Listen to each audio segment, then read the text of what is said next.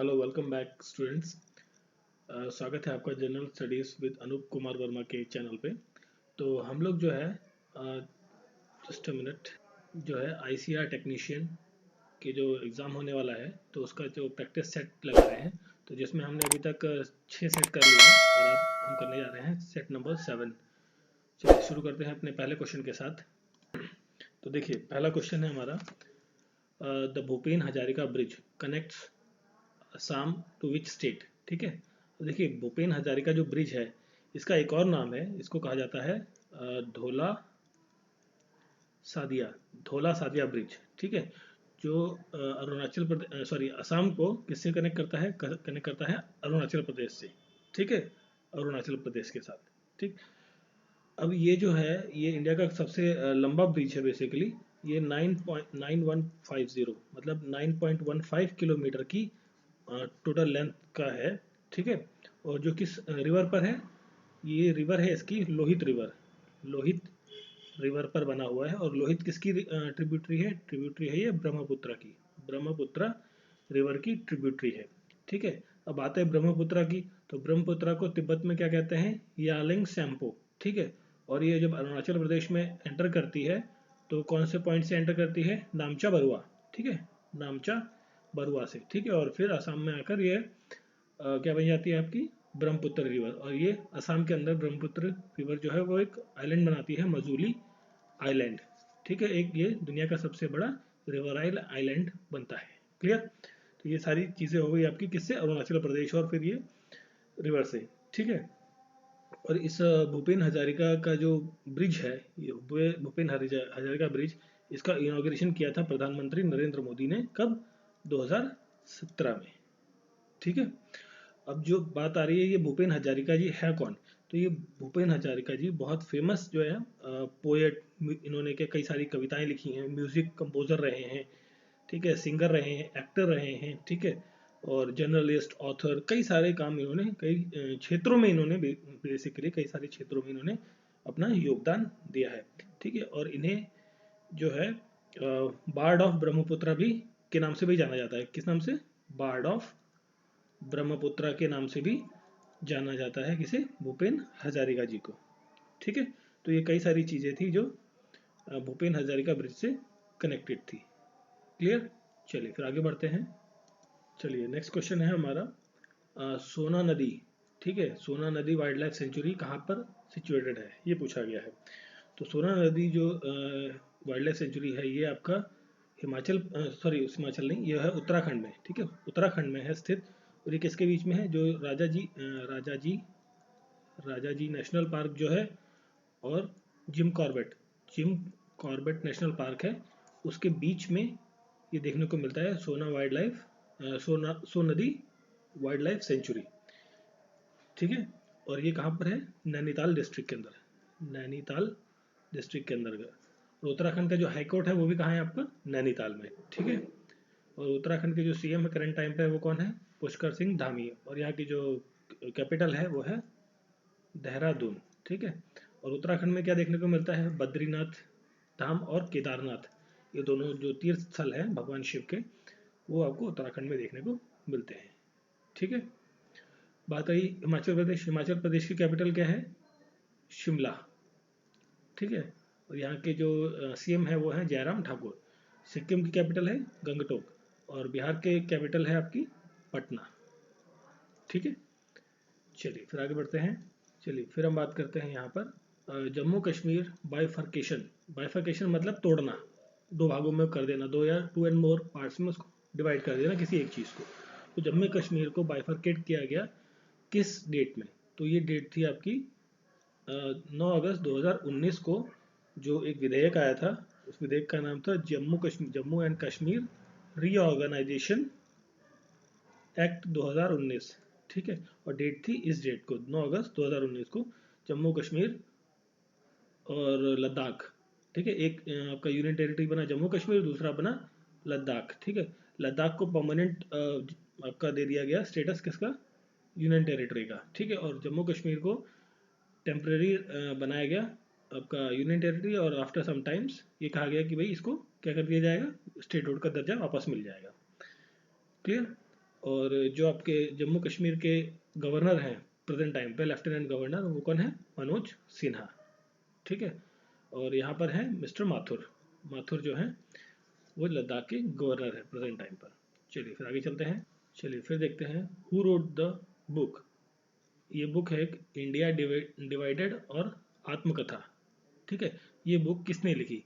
ये लिखी थी राजेंद्र प्रसाद ने। ये राजेंद्र प्रसाद की, देखिए आत्मकथा तो इनकी क्या है, ऑटोबायोग्राफी है, और इंडिया डिवाइडेड भी बुक राजेंद्र प्रसाद ने लिखी है। ठीक है। और एक और बुक लिखी थी इन्होंने, सत्याग्रह इन चंपारण। चंपारण। ठीक है। जो गांधी जी ने चंपारण में सत्याग्रह किया था, उसके ऊपर भी एक बुक लिखी गई है राजेंद्र प्रसाद के द्वारा। और राजेंद्र प्रसाद कौन है? भारत के प्रथम राष्ट्रपति, फर्स्ट प्रेसिडेंट। ठीक है। चलिए फिर हम बात करते हैं इसमें, एक नाम है सुरेंद्रनाथ बनर्जी। ठीक है। ये जो है सुरेंद्रनाथ बनर्जी, ये क्या है? आपके पॉलिटिकल लीडर हैं बेसिकली। ठीक है। और साथ में यहाँ पे लाला हरदयाल है ना। लाला हरदयाल जो है, इनकी एक बुक थी हिंट फॉर सेल्फ कल्चर।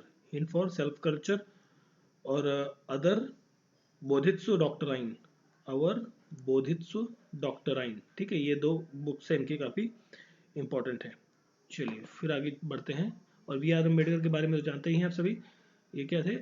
आपके ड्राफ्टिंग कमेटी के चेयरमैन थे। जब कॉन्स्टिट्यूशन बना था तो जिस कमेटी ने संविधान बनाया, उस संविधान सभा के कमेटी के चेयरमैन थे doctor B R Ambedkar, Bhimrao Ambedkar. चलिए फिर देखते हैं next question. Which of the following area following is the area wise largest constituency of country. Area wise मतलब देखिए, जो लैंड मास है ना, अर्थ का मास, उसमें सबसे बड़ा कॉन्स्टिट्यूएंसी वाला क्षेत्र कौन सा है? वो है आपका लद्दाख। ठीक है। लैंड मास के हिसाब से सबसे बड़ा जो आपका कॉन्स्टिट्यूएंसी है लोकसभा क्षेत्र के लिए, लोकसभा के लिए। ठीक है। तो सबसे बड़ा है आपका लद्दाख, और सबसे छोटा जो है, स्मॉलेस्ट जो है, वो कौन है? लक्षद्वीप। लक्षद्वीप। ठीक है। जो लक्षद्वीप आइलैंड से जितने भी, उन सभी को मिलाकर जो एक सबसे छोटी कॉन्स्टिट्यूएंसी बनती है, वो किसकी बनती है? लक्षद्वीप की। और सबसे बड़ी लद्दाख की। ठीक है। चलिए फिर हम बात करते हैं वर्ल्ड ट्रेड ऑर्गेनाइजेशन, WTO की। ठीक है। WTO का जो हेडक्वार्टर है वो कहाँ है, ये पूछा गया है। तो WTO का जो हेडक्वार्टर है वो कहाँ है आपका? जिनेवा में। और जिनेवा कहाँ है आपका? स्विट्जरलैंड में। स्विट्जरलैंड में। ठीक है। अब देखिए, जिनेवा की बात आई तो जिनेवा में कई सारे संस्थाओं के जो हेडक्वार्टर्स है, उनके नाम भी देख लेते हैं हम थोड़ा सा। एक तो है ILO, इंटरनेशनल लेबर ऑर्गेनाइजेशन। इसका हेडक्वार्टर आपका कहाँ है? जिनेवा में। और फिर हम बात करते हैं international committee on red cross. ठीक है। रेड क्रॉस जो इंटरनेशनल कमेटी है, उसका हेडक्वार्टर भी जिनेवा में है। WHO, वर्ल्ड हेल्थ ऑर्गेनाइजेशन का भी हेडक्वार्टर कहाँ है? जिनेवा में। वर्ल्ड मेट्रोलॉजिकल ऑर्गेनाइजेशन, इसका भी हेडक्वार्टर जिनेवा में है। वर्ल्ड इंटेलेक्चुअल प्रॉपर्टी ऑर्गेनाइजेशन, इसका भी हेडक्वार्टर कहाँ है? जिनेवा, स्विट्जरलैंड में। फिर बात करते हैं लंदन की। तो लंदन जो है, लंदन में किसके हेडक्वार्टर्स हैं? लंदन में है एमनेस्टी इंटरनेशनल। एमनेस्टी इंटरनेशनल के हेडक्वार्टर आपको देखने को मिलते हैं। International Marine Organisation, International Marine Organisation का भी हेडक्वार्टर आपको लंदन में देखने को मिलेगा। और साथ में कॉमनवेल्थ का भी हेडक्वार्टर कहाँ देखने को मिलेगा आपको? लंदन के अंदर। फिर हम बात करते हैं वॉशिंगटन। वॉशिंगटन जो है USA की क्या है? कैपिटल है। और वॉशिंगटन में जो हेडक्वार्टर्स हैं आपके IMF के, ठीक है, international monetary fund, world bank के हेडक्वार्टर्स आपको देखने को मिलते हैं कहाँ पे? वॉशिंगटन में। क्लियर। अब न्यूयॉर्क आ गया यहाँ पे। न्यूयॉर्क भी क्या है? एक इंपॉर्टेंट शहर है, काफ़ी ज़्यादा इंपॉर्टेंट शहर है। जैसे आपका भारत का मुंबई है, वैसे ही न्यूयॉर्क अमेरिका का एक काफ़ी इंपॉर्टेंट शहर है। इसमें भी कई सारे हेडक्वार्टर्स आपको देखने को मिलेंगे डिफरेंट डिफरेंट ऑर्गेनाइजेशंस के, जैसे UNO, United Nation Organisation, UNICEF. ठीक है। यूनिसेफ का हेडक्वार्टर वहीं पर है।